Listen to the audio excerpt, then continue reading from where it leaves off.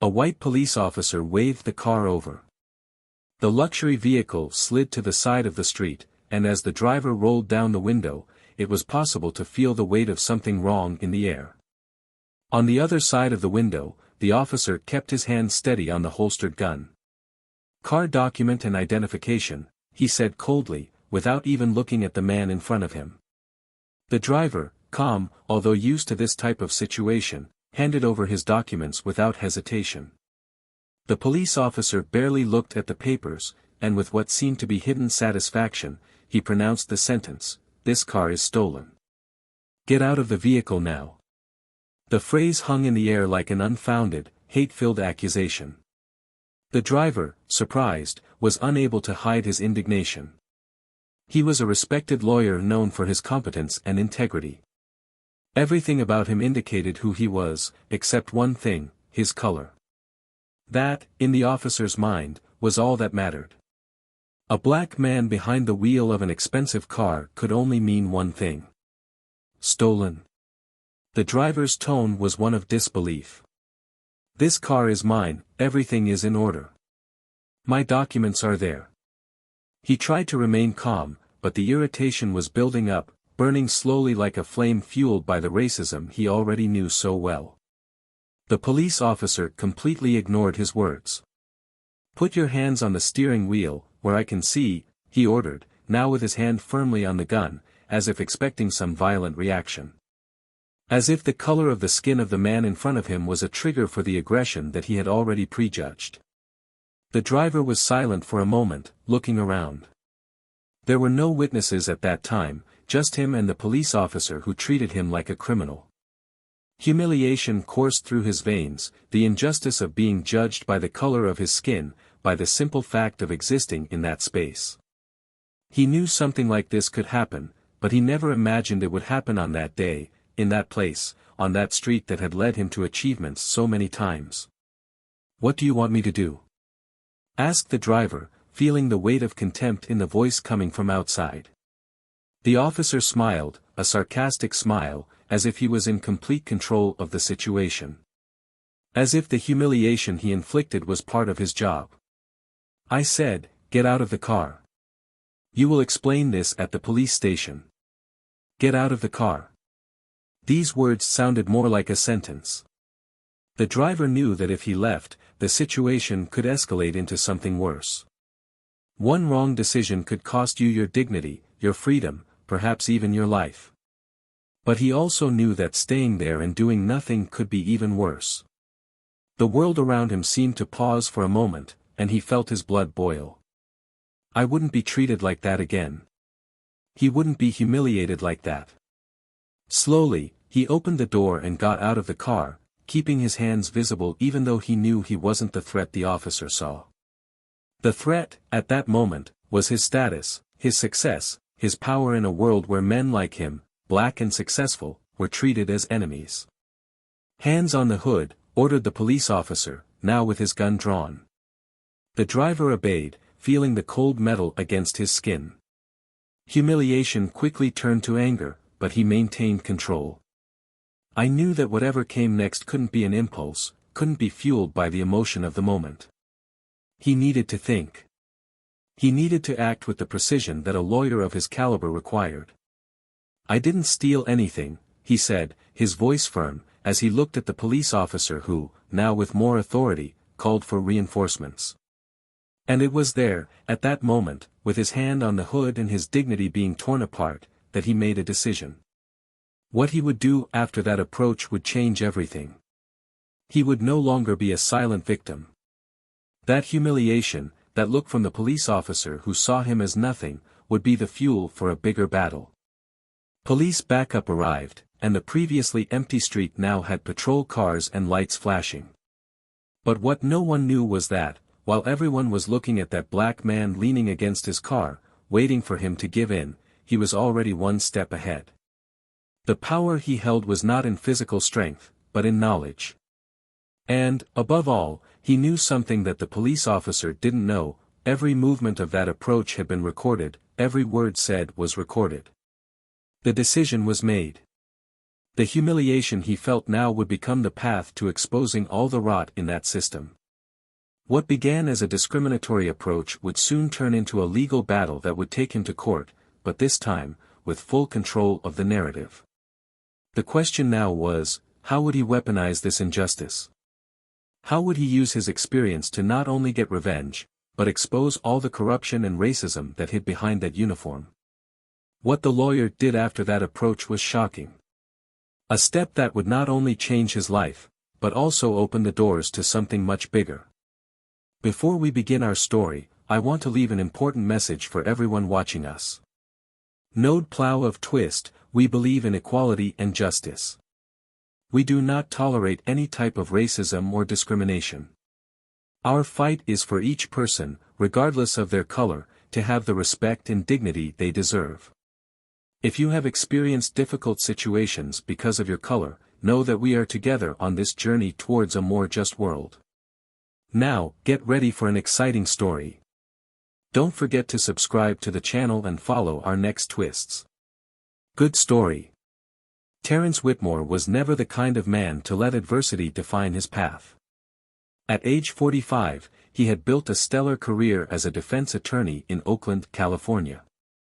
He was known for his ability to turn the tables in court, but his greatest skill was not in his legal knowledge or the eloquence of his words.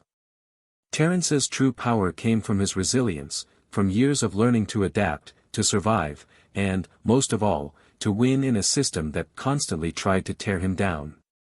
From an early age, he knew that the path to success for a black man like him would be paved with challenges that white men would never understand.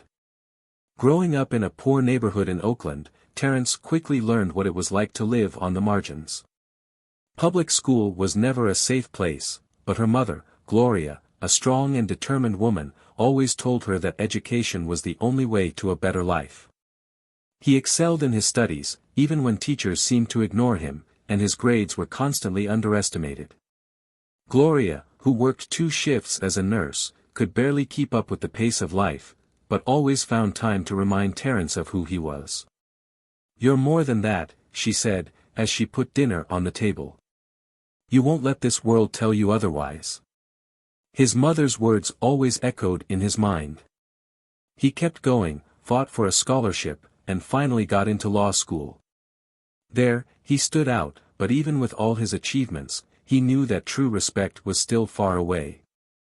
Terrence built a solid career defending those, like him, who were victims of a system that seemed designed to fail the most vulnerable. His Oakland office, in the heart of the city, was a reflection of his mission, fighting for those without a voice. Now Terrence drove his luxury car, a gift he gave himself after closing a big corporate case, through the streets of a more upscale neighborhood in the city. Even though he was the epitome of the success that many dream of, he knew that, for some, he was just another black man driving an expensive car. No matter how much he had achieved, prejudice was always lurking, waiting for the opportunity to appear. But he was used to it. Or thought he was. As the sun set and the orange light illuminated the streets, Terrence made his way home, thinking about the next day's commitments. He had an important meeting with a group of investors, a new opportunity to represent a company that wanted to make its way in the technology market. His mind was completely focused on his next steps when, suddenly, the blue lights of the siren flashed in the rearview mirror. For a moment, he thought it was a coincidence, that the officer was behind another car. But as soon as the lights started flashing more insistently, he realized it was him. Sighing, Terrence pulled over. His heart didn't quicken, he had been through this before. Unfortunately, being stopped by the police, even for no reason, was a reality for black men like him. But this time, there was something different. A tension in the air that he couldn't explain. The officer who got out of the police car was tall, with broad shoulders and a look that exuded a mixture of authority and disdain. The name on his uniform said Officer Brad Thompson. Thompson was known in the police force for his aggressive approaches, always feeling that his duty was to command respect, often by force. To him, the color of someone's skin was a clue about their character, and it made him believe that any black person in an expensive car had to be doing something wrong. As the officer approached the car, Terence kept his hands on the steering wheel, in an automatic gesture he learned many years ago, always avoid any misunderstandings. Thompson looked at him, but what he saw was not a respected, successful lawyer with a life built on sweat and hard work. What Thompson saw was a threat. A black man with a car that he, in his mind, shouldn't be driving. Car documents and driver's license. The officer's voice sounded like an order, not a request.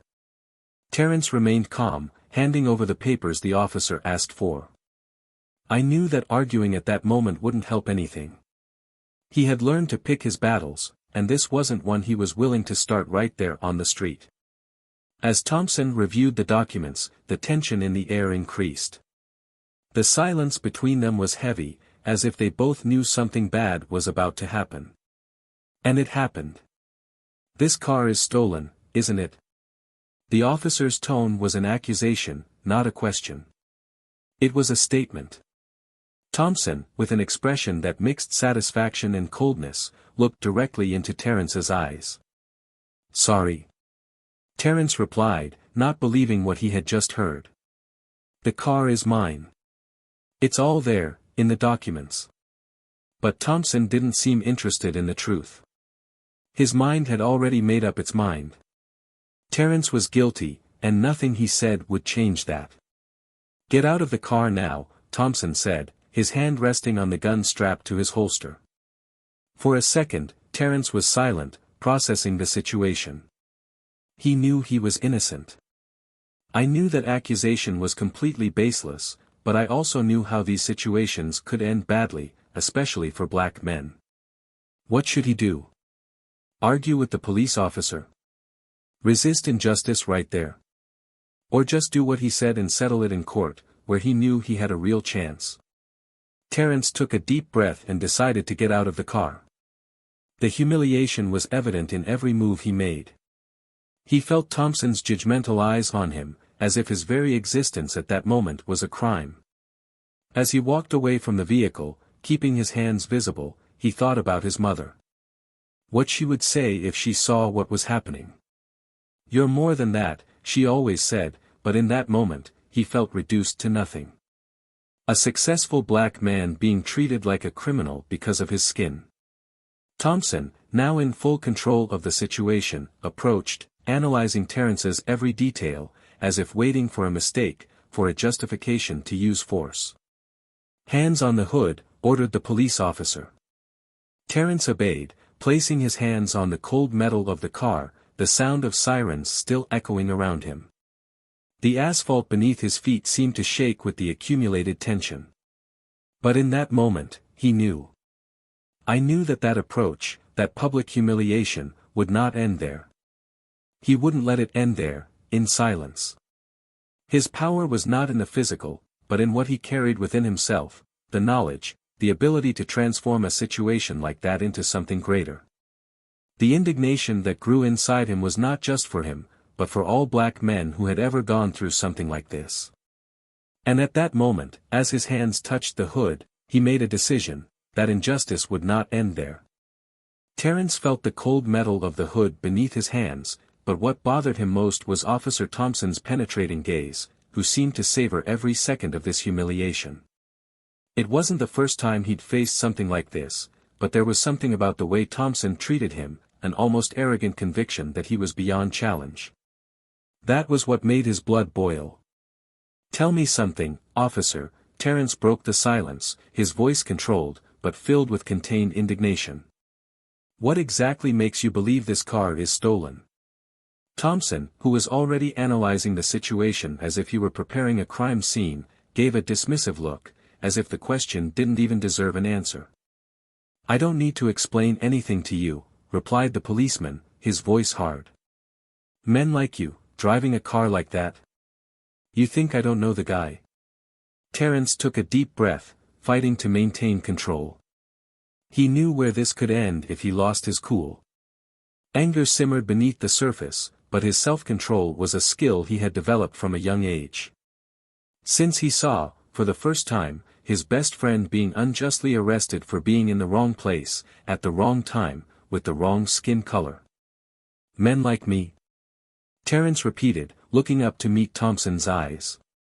You stopped me because I'm black, is that it? Thompson shrugged, ignoring the accusation. I'm doing my job. Now stay silent and wait for reinforcements to arrive. Terence bit his lower lip. He knew there was no point in arguing, he knew that at that moment, on that corner, Thompson was in control. But the power the police officer believed he had wouldn't last forever. And Terence knew it too. As they waited for other officers to arrive, time seemed to stretch out, each second weighing on Terence's shoulders like an eternity.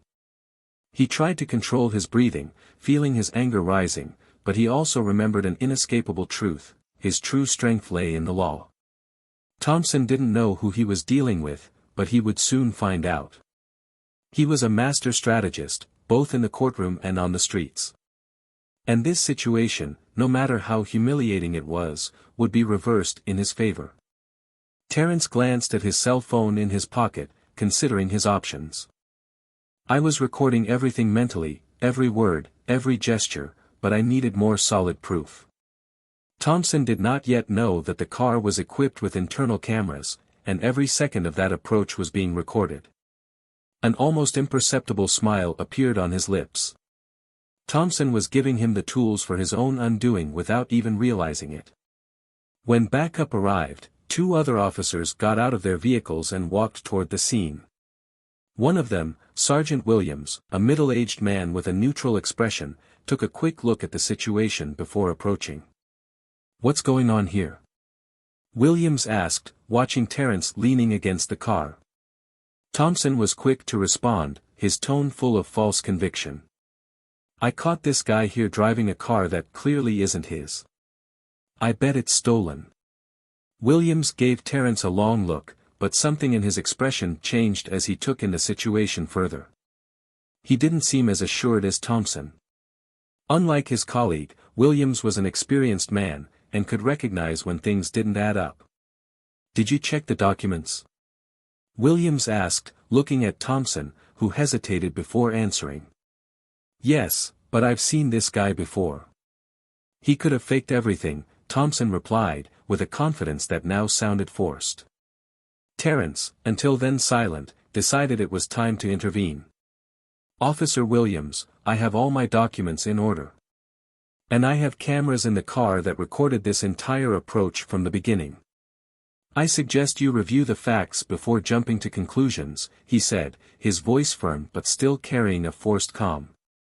Williams, surprised, looked at Terence more closely. It wasn't common for someone in a situation like that to have so much confidence. He exchanged a quick glance with Thompson, who now looked less sure of himself. Cameras? Repeated Williams, raising an eyebrow. Yes, internal cameras. The entire conversation between me and Officer Thompson is recorded.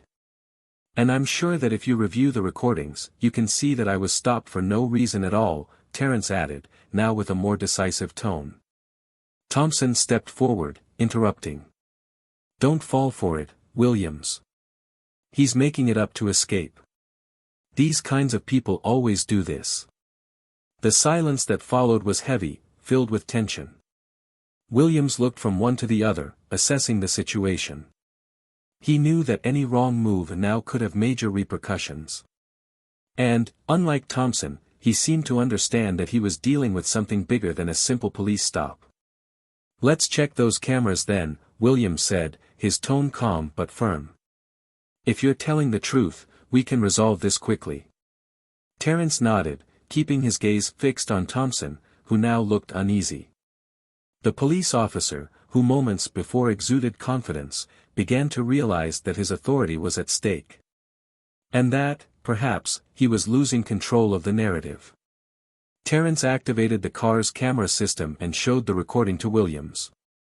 The sergeant watched in silence as the moments of the approach unfolded on the screen, and his expression, initially neutral, became increasingly serious. Thompson's words echoed through the audio, the contempt, the unfair accusation. This is unacceptable, Williams muttered to himself as he finished watching.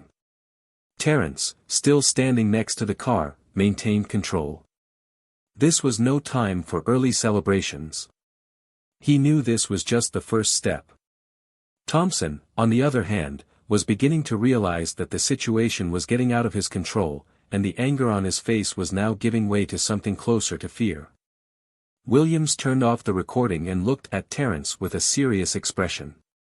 "Mr. Whitmore, it appears there has been a serious error here," he began, his words chosen carefully.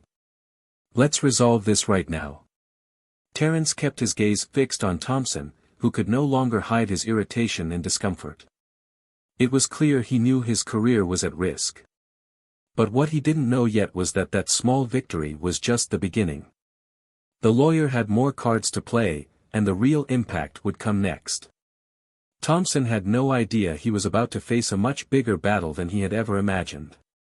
As Williams organized Terence's release and the end of the raid, the air was thick with the tension of something unresolved. The situation was still far from over, and what came next would be devastating for Thompson and the system he represented. Terence calmly got back into his car. But before leaving, he threw one last sentence at the officer who had humiliated him. "We'll see you soon. And this time, it won't be here on the street." He started the car, feeling the weight of impending revenge growing inside him. The next move would be his, and Thompson would discover that true power lay not in the streets, but in the courts. What Terence did next wouldn't just be up to him. It would be for every person who has ever gone through that, every injustice committed. And he was about to show that, with the right tools, even the mightiest could fall. Terence was sitting at his desk in the office, his face illuminated only by the light from his computer screen.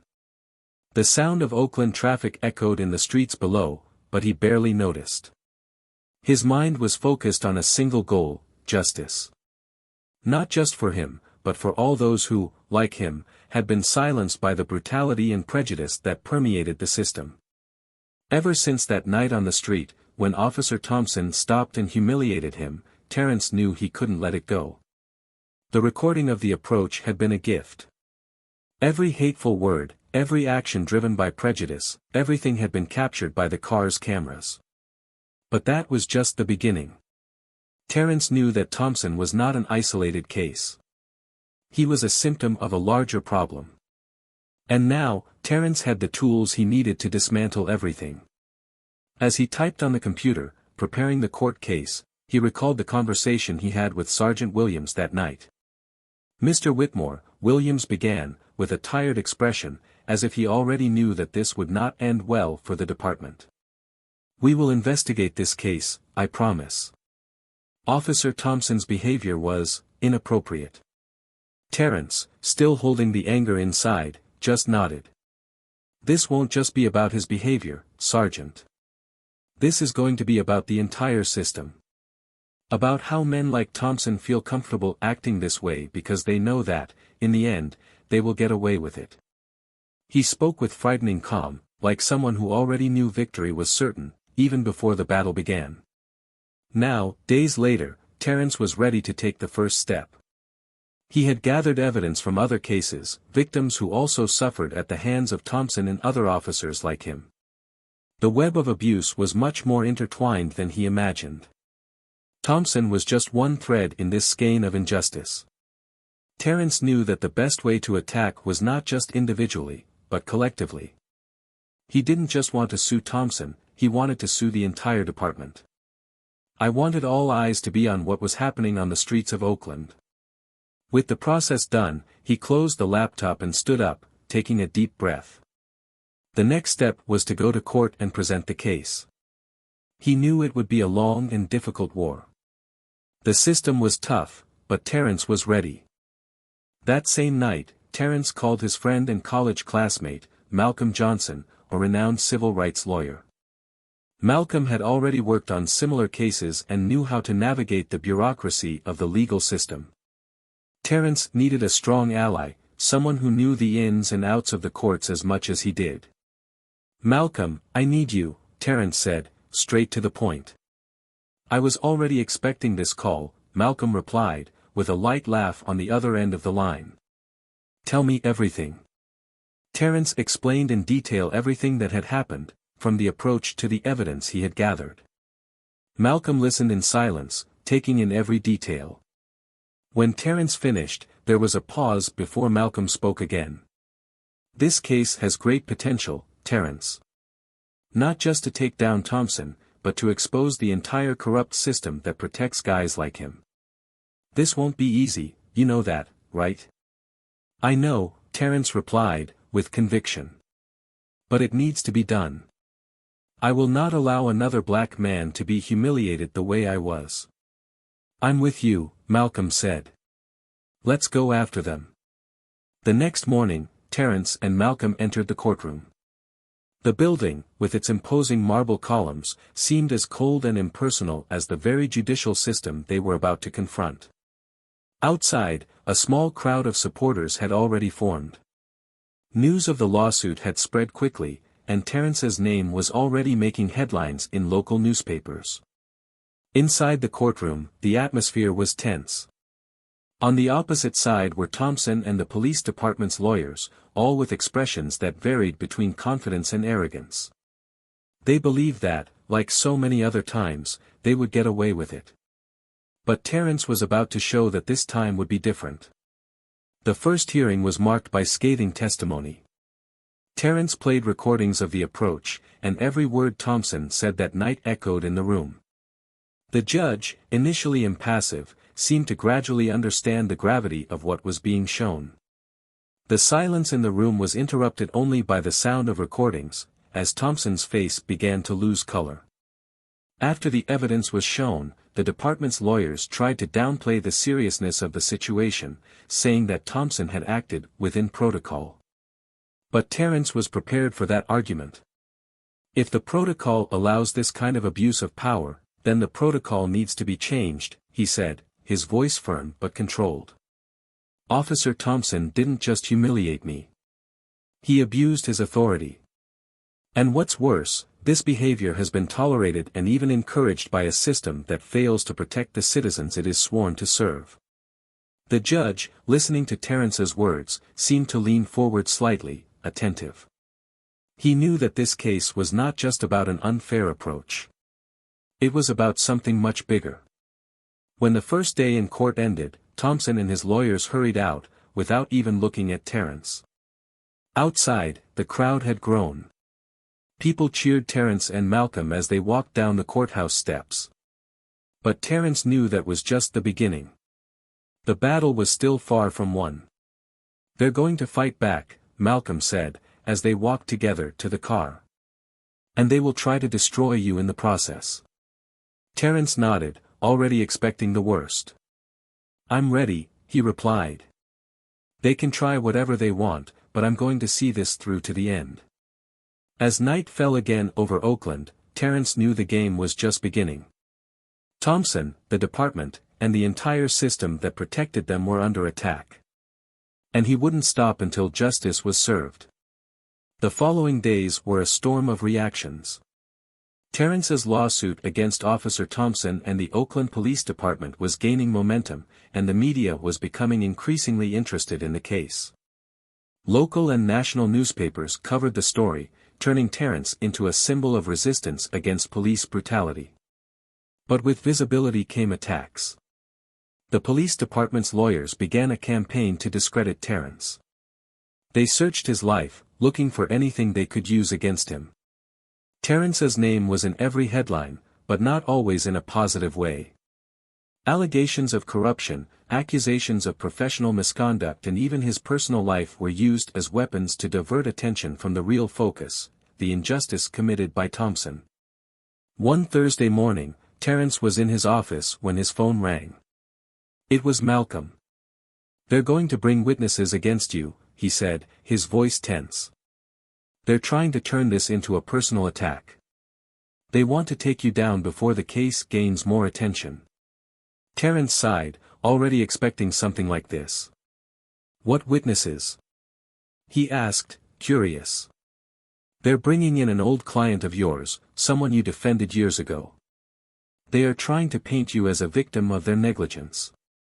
Terence rubbed his temples, trying to stay calm. "This case has already been resolved. They are desperate. Yes, they are, Malcolm agreed. But that doesn't mean they can't wreak havoc in the process. You need to be prepared. In the days that followed, the courtroom became a battleground. The defense attorneys brought in witnesses to try to divert the focus, but Terence and Malcolm were always one step ahead. For every accusation, they had an answer. For every attempt to discredit their reputation, they brought the truth back to the center. Meanwhile, Thompson seemed increasingly restless. The confidence he displayed at the beginning of the process was gone, replaced by an expression of restrained fear. He knew he was losing, and that there was no longer any way to escape the consequences of his actions. At the last hearing, the atmosphere in the court was tense. Terence, always calm and collected, stood to make his final statement. He looked directly at the judge, then at Thompson, and finally at the room full of people who had come to watch. "This case isn't just about me," he began, his voice firm, echoing through the room. "It's not just about what happened that night in Oakland.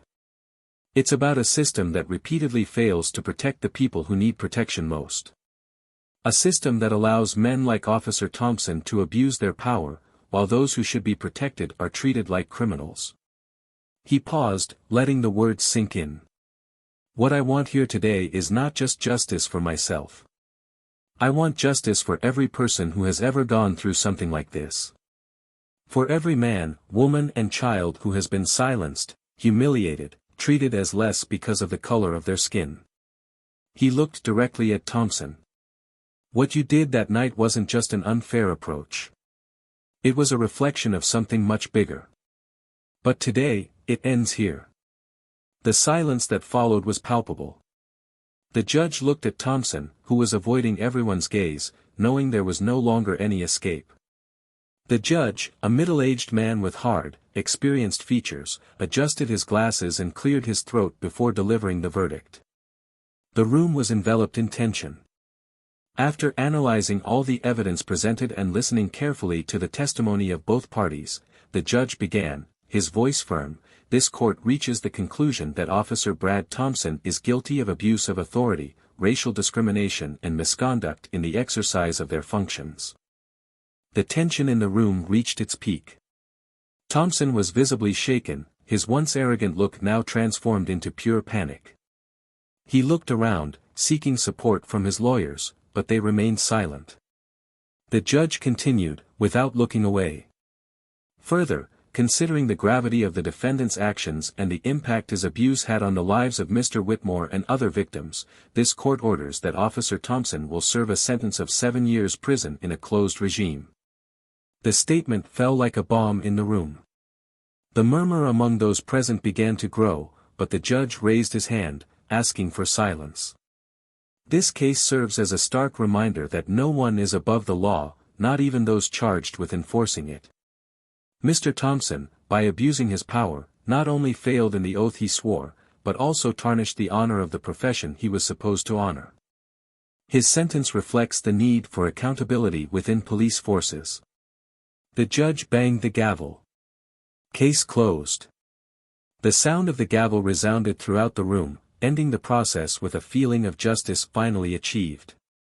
The sentence's impact would echo throughout Oakland and beyond, sending a clear message that abuse of power would no longer be tolerated. Terence took a deep breath, feeling the weight of the last few months begin to lift. But at the same time, I knew the fight wasn't over yet. The system that protected men like Thompson was still there, and he, along with Malcolm, would continue to fight to dismantle it. Outside the court, the crowd waited expectantly. When Terence came out, he was greeted with applause. The victory was his, but also that of all those who had fought for justice and dignity. 7 years, Malcolm said, with a small smile, as they walked together to the car. "Seems fair." "It's a start," Terence replied, still thinking about what would come next. "But the real change is yet to come." As he walked away from the courtroom, he knew there were more battles ahead. But at that moment, he tasted victory. Because, for the first time in a long time, the system had been forced to recognize its mistakes and pay for them. News of Officer Thompson's 7-year sentence spread quickly, dominating local and national headlines. What once seemed like just another case of police brutality had become a historic landmark, a symbol of justice in the midst of a system that, for so long, seemed unshakable. But for Terence, the weight of that victory was still complex. Despite the sentence, he knew that real change required more than the arrest of a single officer. As he walked the streets of Oakland over the next few days, he could feel people's eyes. To some, he was a hero. For others, a threat. The system he had challenged, so deeply rooted in the city, would not go down without a fight. There was an invisible tension in the air, as if everyone was waiting for the next move, the next confrontation. Thompson was going to prison, but what would happen to the others? And what would happen to Terence? One afternoon, Malcolm showed up at Terence's office unannounced, bringing with him an air of seriousness. He entered, sitting across from his friend, his eyes reflecting something deeper than a simple visit. "You know this isn't going to end here, right?" said Malcolm bluntly. Terence sighed, already knowing the direction of that conversation. "I know.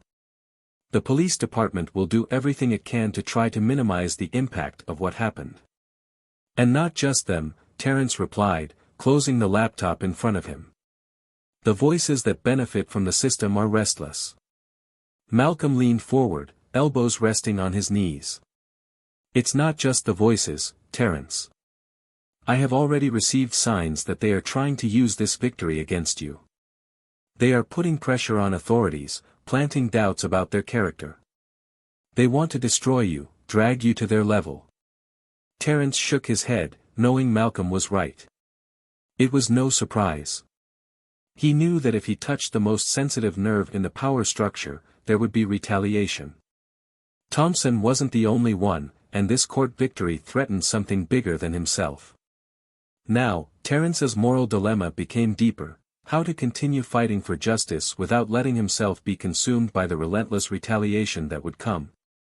"No matter what they try," Terence said, his voice firm but tired. "I didn't start this battle to give up now. If they want to play dirty, I'll keep playing fair. The truth is on our side, Malcolm. And in the end, that is what will prevail." "But at what cost, Terence?" Malcolm insisted, his voice dropping to almost a whisper. "You've already seen what they can do. Thompson was a pawn. If we keep stirring this hornet's nest, you could end up destroyed before any real change happens. Is it worth sacrificing everything for this?" This was the real dilemma facing Terence. He had won a battle, but he knew the war was far from over. And the question was no longer whether he could win, but at what price. The pressure on him increased every day, and he found himself at a crossroads. On the one hand, continuing to fight meant exposing the system's flaws even further, but it would also make his life even more vulnerable. On the other hand, backing down now would be like accepting that the small victory over Thompson was the most he could achieve. Doubt hung in the air, heavy, inescapable. "It's worth it," Terence finally replied, with a sparkle in his eyes that Malcolm hadn't seen in a while. "If not us, Malcolm, who else is going to do this? If I back down now, they win. I'm not here for revenge. I'm here for justice. And that is worth every risk I have to take." Malcolm was silent, watching his friend with admiration and visible concern. He knew that Terence's determination was what made him a great lawyer, but he also knew that it made him vulnerable to powerful attacks. The system would not fall easily, and Terence was walking a fine line. Over the next few days, Terence continued his fight. He didn't just stop at Thompson's arrest, began investigating other cases of abuse, revealing more names, more stories of injustice. Each new revelation brought to light more corruption and complacency within the police department, and each new discovery made Terence an even bigger target. But something unexpected happened. As he gathered evidence and expanded his investigation, a voice began to emerge from within the system itself. Sergeant Williams, the police officer who was present the night Thompson was stopped, approached Terence confidentially. "I need to talk to you," Williams said, nervously, during a meeting arranged in secret at a discreet cafe in the city. What happened to Thompson, that's just the tip of the iceberg. There is more, much more. And I can't remain silent. Terence raised an eyebrow, surprised by Williams' initiative. The sergeant was a man who, until that moment, seemed to follow protocol without much question. But something had changed. Thompson's conviction, perhaps, or the growing weight of the truth that could no longer be ignored. "I'm listening," Terence replied, remaining calm but feeling the rising tension. Williams took a deep breath before continuing. Thompson did not act alone. Many of us knew what was happening but were told to ignore it. There are other officers involved, superiors who protect these guys. It's a much bigger scheme than you imagine. Terence listened intently, feeling the moral dilemma growing. Now, he was no longer fighting just one corrupt cop, but a much larger network. And the fact that an officer was willing to expose all of this meant that the truth was finally emerging. But with this revelation came a new series of challenges and dangers. "Do you have proof of this?" Terence asked, trying to stay focused given the gravity of the information. Williams nodded, albeit hesitantly. "I have documents, records, even conversations that were recorded. But I need your help to make sure this comes out right. If they find out what I'm talking about, my career, my life, is at risk." The dilemma deepened even further. Terence was now faced with a difficult choice: expose this network of corruption, knowing it would put more lives at risk, or protect those still within the system, including Williams, and try a more cautious approach. The path to justice was dangerous and uncertain, and Terence knew the next step he took could change everything again. The upheaval was in full swing, and the truth that was about to be revealed would be greater than anyone had imagined. The weeks following Thompson's conviction were uncertain for Terence. Sergeant Williams' revelation about the extent of corruption within the Oakland Police Department brought a new layer of tension and responsibility. Terence knew he was dealing with something much bigger, something that could destabilize the entire structure of the city's police system.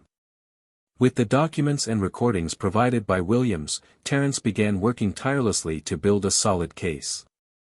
The corruption scheme, now revealed, involved high-ranking positions within the police, and the names that appeared in the records were shocking. Men who once seemed untouchable were about to face a precipitous fall. But there were risks. Williams, for example, knew that his life could be destroyed if the case was not handled with extreme care. Terence decided that the only way to ensure everyone's safety was to expose the case publicly, all at once. He called a press conference, with Williams by his side, to reveal to the world what had been hidden in the shadows for so long. The allegations of abuse, the protection network for corrupt officials and the secret documents shocked the city. The impact was immediate. The mayor of Oakland, under pressure from the public and the media, initiated an internal investigation that resulted in the dismissal of several high-ranking officials. The structure that kept Thompson and others like him in power began to crumble. With each new name revealed, more pieces of the puzzle fell out. The system was finally being dismantled. But the most impactful consequence was for Terence. The man who had begun this journey simply seeking justice for a personal humiliation now became a national symbol of resistance against the abuse of power. He was invited to speak at conferences, appeared on TV shows, and his voice echoed as that of a leader in the fight for police reform. As for Williams, his courage in exposing corruption within the department did not go unnoticed. Although he knew he could never return to being a police officer, he was offered a crucial role in the reform process, helping to restructure the Oakland Police so that what happened in the past would not happen again. He accepted the offer, knowing that instead of hiding, he could use his experience to bring about real change. Thompson, in turn, would serve his sentence. The 7 years in prison were just the beginning of his downfall. Discredited and isolated, he became an example that abuse of power would no longer go unpunished. His arrogance was replaced by bitter resignation as he faced the consequences of his actions. For Terence, the end of this journey brought a sense of justice, but not revenge. He knew his fight had not just been to overthrow Thompson or other officers, but to change the system itself. And although the emotional scars of humiliation were still present, he could finally breathe with the satisfaction of having overcome something bigger than himself. In the months that followed, Terence was offered public office, to lead national reform movements, but he declined. His place was in the courts, where he could continue to fight for the voices that had not yet been heard. Each new case he took on was an opportunity to ensure that justice prevailed, not just for himself, but for all who, like him, faced an unjust system. This Terence story isn't just about a battle against a corrupt cop. It's about the power in not giving up, in keeping fighting even when the odds are against you. Terence did not allow the humiliation to define him. Instead, he used the injustice he suffered as fuel for greater change. The fight against corruption, racism and abuse of power is a battle that many face daily, and stories like Terence's show that it is possible to win, even when the system seems unbeatable. Think about it, how many times do we accept what is wrong because we believe we don't have the power to change?